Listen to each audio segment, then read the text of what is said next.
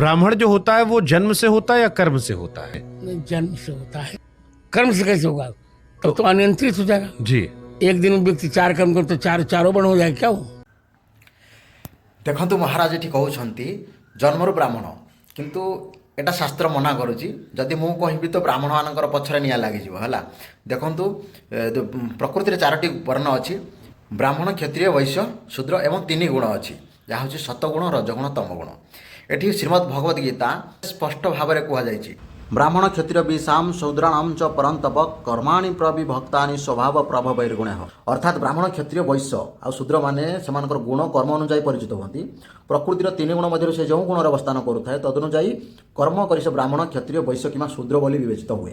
प्रकृतिर 3 गुण मध्य पाखे जो गुणटा भी थाए से अनुसार से कार्य करती आउे निर्धारित कराए जे से ब्राह्मण किंबा क्षत्रिय किंबा वैश्य किंबा शूद्र। देखो ये 3 गुण विषय जेहेतु कह सतगुण रजगुण और तमगुण तो तार सतगुण अर्थात ब्राह्मण आसती रजगुण अर्थात क्षत्रिय आसती एवं वैश्य अर्थात रजगुण तमगुण मिसिकी वैश्य को हगला और शूद्र मान होती तमगुणी लोक।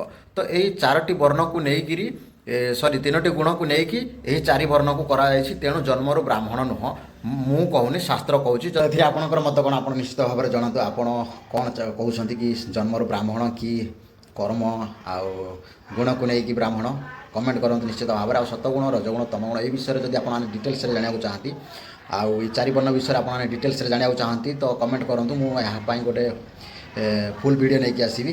जय जगन्नाथ।